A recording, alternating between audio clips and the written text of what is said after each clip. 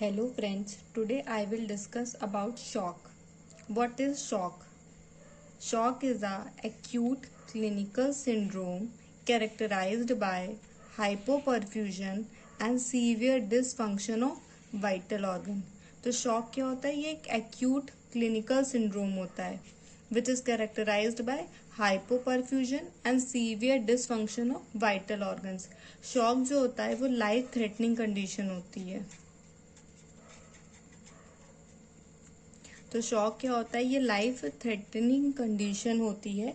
इसमें क्या होता है कि जो बॉडी वाइड मतलब पूरी बॉडी में जो डेफिशिएंसी ऑफ ब्लड सप्लाई हो जाती है, डेफिशिएंसी ऑफ ब्लड सप्लाई, जिसकी वजह से ऑक्सीजन की सप्लाई भी कम हो जाएगी, डिक्रीज ऑक्सीजन सप्लाई.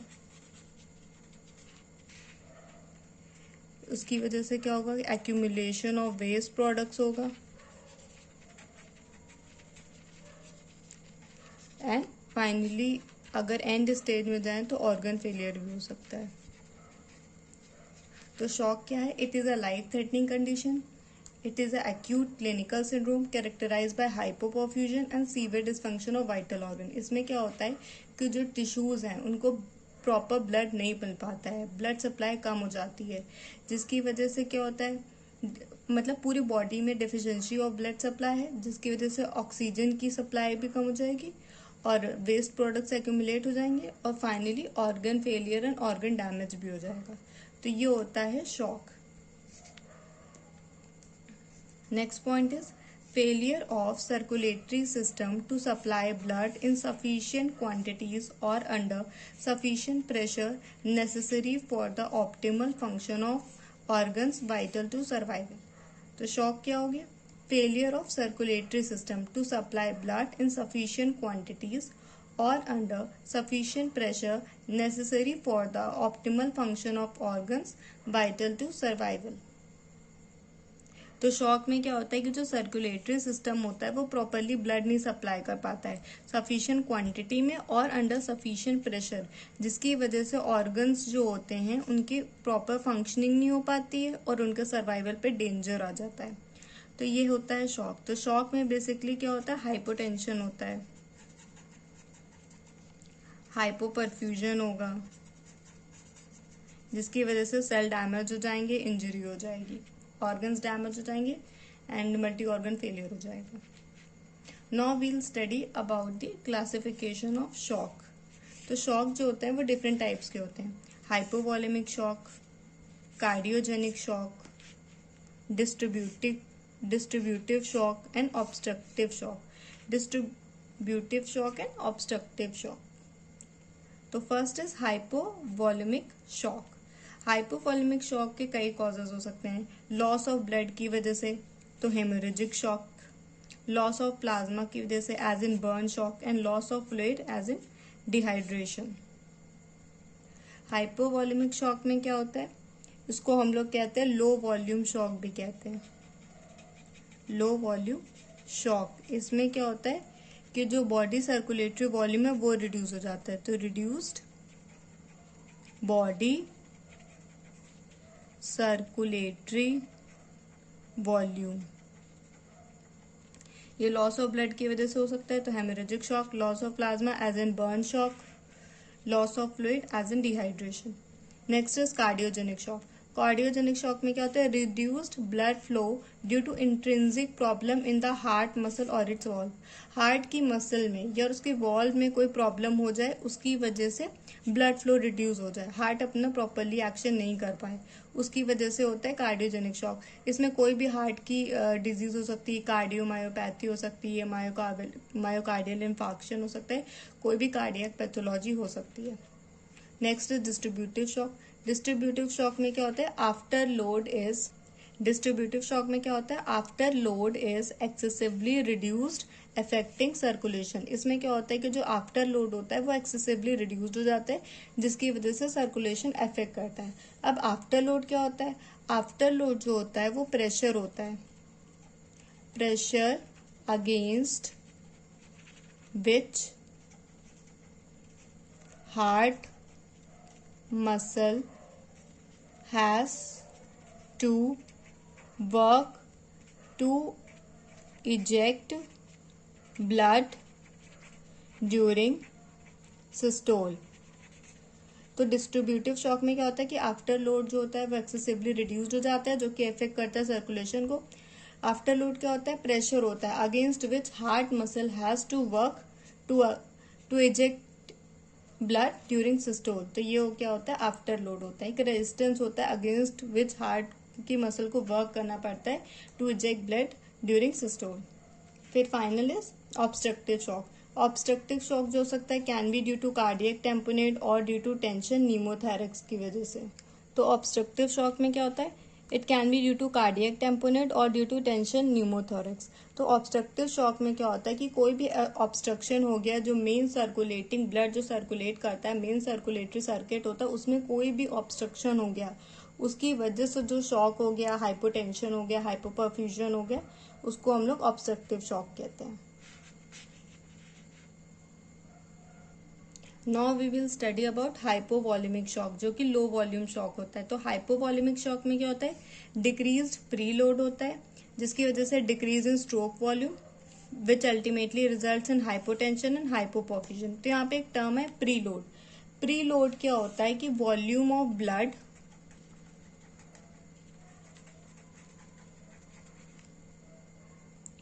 प्रीलोड क्या होता है, volume of blood in the ventricles eight the end of diastole. तो ये वॉल्यूम ऑफ ब्लड होता है वेंट्रिकल्स में eight the end of diastole. Preload को हम लोग ऐसे भी कहते हैं स्ट्रेच। ये क्या होता है, amount of sarcomere stretch experienced by cardiomyocytes at the end of ventricular filling during diastole, उसको हम लोग प्रीलोड कहते हैं। तो प्रीलोड डिक्रीज हो जाएगा हाइपोवॉल्यूमिक शॉक में, जिसकी वजह से स्ट्रोक वॉल्यूम डिक्रीज हो जाएगा। स्ट्रोक वॉल्यूम डिक्रीज होगा तो हाइपोटेंशन हो जाएगा, हाइपोपरफ्यूजन हो जाएगा, और उसकी वजह से हाइपोवॉल्यूमिक शॉक हो जाएगा। हाइपोवॉल्यूमिक शॉक क्लिनिकल फीचर्स कैसे हो सकते हैं, कोल्ड क्लैमी स्किन है, हाइपोटेंशन है, और ब्लड प्रेशर डिक्रीज रहेगा, कोल्ड क्लैमी स्किन, और ये सब इसके क्लिनिकल फीचर्स देखने को मिलते हैं। Next is cardiogenic shock. Cardiogenic shock में क्या होता है, decrease in contractility of the heart. Heart की कॉन्ट्रैक्टिलिटी डिक्रीज हो जाती है, कोई इंट्रिंसिक फैक्टर हार्ट में, उसकी वजह से कार्डियोजेनिक शॉक होता है। तो हार्ट की कॉन्ट्रैक्टिलिटी जो होती है वो डिक्रीज कर जाती है, कोई भी कार्डियक पैथोलॉजी हो सकती है, उसकी वजह से डिक्रीज इन स्ट्रोक वॉल्यूम हो गया, which ultimately result in decrease in cardiac output. Cardiac output वैसे भी होता है, कार्डियक आउटपुट क्या होता है, heart rate into stroke volume. तो कोई भी कार्डियक पैथोलॉजी तो डिक्रीज हुआ, उसमें हार्ट की कॉन्ट्रैक्टिलिटी में डिक्रीमेंट हुआ, स्ट्रोक वॉल्यूम डिक्रीज होगा तो कार्डियक आउटपुट डिक्रीज होता। उसकी वजह से क्या होता है, left ventricular pressure rises and systemic vascular resistance increases. इसकी वजह से क्या होता है कि जो लेफ्ट वेंट्रिकुलर प्रेशर है वो राइज कर जाएगा, और जो पूरा सिस्टमिक वैस्कुलर रेजिस्टेंस है वो इंक्रीज कर जाता है in cardiogenic shock. Next is distributive shock. Distributive shock में क्या बताया था हमने कि आफ्टर लोड जो होता है वो डिक्रीज हो जाता है, जिसकी वजह से सर्कुलेशन जो होता है वो इफेक्ट होता है। डिस्ट्रीब्यूटिव शॉक के कई सारे कॉजेज हो सकते हैं, जैसे कि septic shock, anaphylactic, neurogenic and acute adrenal insufficiency, ये सब कॉजेज होते हैं डिस्ट्रीब्यूटिव शॉक के। फिर आता है सेप्टिक शॉक।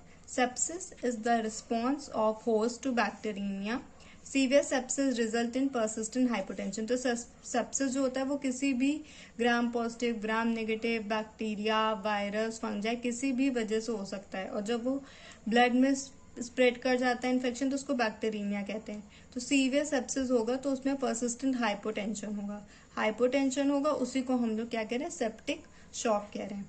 तो इसका प्रोसेस क्या है, local inflammation and substances released from organisms, वो जो कि क्या होते हैं, एंडोटॉक्सिन्स होते हैं। ये जो एंडोटॉक्सिन निकलते हैं ऑर्गेनिज्म से, ये जो एंडोटॉक्सिन निकलते हैं ऑर्गेनिज्म से, ये एक्टिवेट करते हैं neutrophils, monocytes and tissue macrophages. इसकी वजह से क्या होता है, कास्केड जो है pro inflammatory and anti inflammatory cytokines का वो एक्टिवेट हो जाता है, एंड अदर मेडिएटर्स जो होते हैं interleukin 1, interleukin 8, interleukin 10, tumour necrosis factor alpha, prostaglandin E1, endogenous corticosteroids and catecholamines, ये सब रिलीज होता है। एंड ये जो सब्सटेंसेज होते हैं, these substances produce low systemic vascular resistance, क्योंकि ये जो सब्सटेंसेज होते हैं वो पेरिफेरल जो वेसल्स होती है वहाँ पे वैसो डायलिटेशन करते हैं, जिसकी वजह से जो सिस्टमिक वैस्कुलर रेजिस्टेंस है वो डिक्रीज हो जाएगा। और वेंट्रिकुलर डिसफंक्शन भी होता है, तो इसकी वजह से परसिस्टेंट हाइपोटेंशन हो जाता है। तो सेप्टिक शॉक में क्या होता है कि सेप्सिस हो जाता है, किसी भी बैक्टीरिया, वायरस, कुछ भी पैथोजन हो सकता है, तो उसकी वजह से लोकल इन्फ्लेमेशन होता है, सब्सटेंसेस रिलीज्ड होते हैं फ्रॉम ऑर्गेनिजम्स जो कि एंडोटॉक्सिन होते हैं, फिर वो एक्टिवेट करेगा neutrophil, monocyte and tissue macrophages, फिर pro inflammatory and anti inflammatory cascade activate हो जाएगा। साइटोकाइंस एंड अदर मीडिएटर जैसे कि interleukin 1, interleukin 8, interleukin 10, tumour necrosis factor, prostaglandin, endogenous corticosteroids and catecholamines, ये सब रिलीज होंगे। एंड ये जो सब्सटेंस होंगे ये क्या करेंगे, पेरिफेरल वैसोडाइलेटेशन, जिसकी वजह से क्या होगा कि लो सिस्टमिक वैस्कुलर रेजिस्टेंस हो जाएगा और वेंट्रिकुलर डिसफंक्शन हो जाएगा, जिसकी वजह से परसिस्टेंट हाइपोटेंशन हो जाएगा।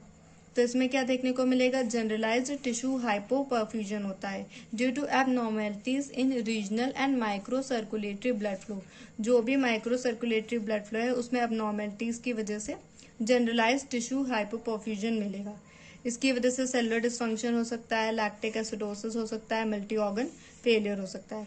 तो अर्ली फेज में इसमें क्या होता है कि वॉल्यूम डिप्लीशन देखने को मिलता है, लेकिन आफ्टर रिससिटेशन के बाद जब बॉडी ट्राई टू रिकवर करती है वो उसको, तब वहाँ पे फ्लूइड, आफ्टर रिससिटेशन जब किया जाता है पेशेंट का विद फ्लूइड्स, तब हाइपर डायनेमिक शॉक की कंडीशन देखने को मिलती है।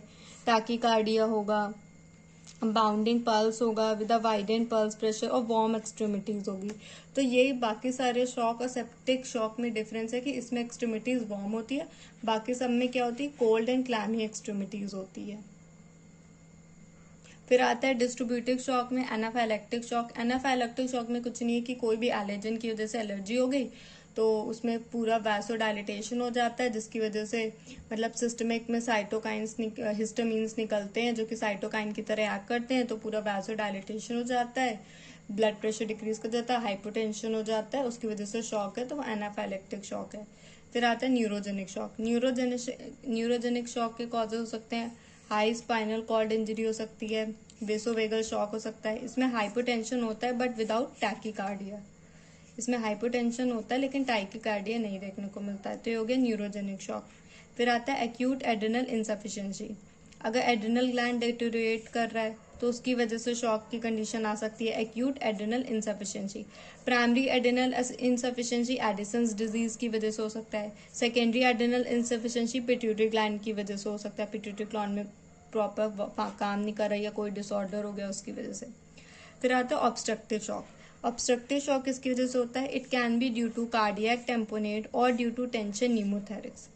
अब कार्डियक टेम्पोनेट क्या होता है, इम्पिडेंस टू ईदर इनफ्लो और आउटफ्लो ऑफ ब्लड इनटू और out of the heart. Pericardium filled with blood and hampers venous filling as well as outflow. तो इसमें क्या होता है कि जो पेरिकार्डियम होता है वो ब्लड से फिल्ड होता है, तो उसकी वजह से जो वेनस जो फिलिंग होती है वेंट्रिकल्स में एज वेल एज जो आउटफ्लो है दोनों डिस्टर्ब हो जाता है, तो इनफ्लो और आउटफ्लो दोनों में हिंड्रेंस क्रिएट हो जाता है, उसकी वजह से ऑब्स्ट्रक्टिव शॉक हो जाता है। फिर दूसरा क्या है, टेंशन न्यूमोथोरिक्स। तो कार्डियक टेम्पोनेट में क्या होता है कि जो सेंट्रल वेनस प्रेशर होता है वो हाई होता है और ब्लड प्रेशर लो हो जाता है। तो कार्डियक टेम्पोनेट में क्या होता है कि जो सेंट्रल वेनस प्रेशर होता है वो हाई होता है और ब्लड प्रेशर लो हो जाता है, जिसकी वजह से ऑब्स्ट्रक्टिव शॉक हो जाता है। नेक्स्ट है due to tension pneumothorax. Injury to lung due to trauma, किसी भी ट्रॉमा की वजह से लंग में इंजरी हो गई। क्रॉनिक ऑब्स्ट्रक्टिव पल्मोनरी डिजीज में बुला है वो रप्चर कर दिया, उसकी वजह से हो सकता है। तो इसमें क्या क्या देखने को मिलता है, tachycardia, tachypnea, hypotension, cyanosis and cardiac arrest. तो ऑब्स्ट्रक्टिव शॉक कार्डियक टेम्पोनेट की वजह से हो सकता है, टेंशन न्यूमोथोरिक्स की वजह से हो सकता है, और कोई भी ऑब्स्ट्रक्शन अगर सर्कुलेटरी सिस्टम में है तो उसकी वजह से हो सकता है। तो मैसिव पल्मोनरी एम्बोलस जो होता है वो एक डिफरेंशियल डायग्नोसिस होता है फॉर ऑब्स्ट्रक्टिव शॉक कि अगर पल्मोनरी एम्बोलस मैसिव है तो उससे कंफर्म हो जाएगा कि भाई इसमें ऑब्स्ट्रक्टिव शॉक है। So we have studied about what is a shock, are the classification of shock, that is hypovolemic shock, cardiogenic shock, distributive shock, obstructive shock. And shock में जनरल फीचर सब में यही होता है कि ब्लड प्रेशर फॉल कर जाता है और कोल्ड क्लैमी स्किन हो जाती है, साइनोसिस हो जाता है और confusion, Altered state of mind, ये सब शॉक के जनरल फीचर्स देखने को मिलते हैं। मैनेजमेंट में क्या करते हैं कि हम लोग पेशेंट को सबसे पहले इनिशियली रेससिटेशन करते हैं, उसको फ्लूइड प्रोवाइड करते हैं और क्रिस्टलॉइड्स, कोलॉइड्स, ये सब मैनेजमेंट में मेडिसिन दी जाती हैं शॉक को मैनेज करने के लिए। ये बहुत ही एक लाइफ थ्रेटनिंग कंडीशन, एक सीरियस कंडीशन है, इसको टाइम पे ही मैनेज करना पड़ता है, वरना organ damage and multi organ failure हो सकता है। So I hope you have understood all about the shock in detail. If you like my video, please subscribe to my channel and you can get the scanned copy of notes with the help of link given in the description of the video. Thank you.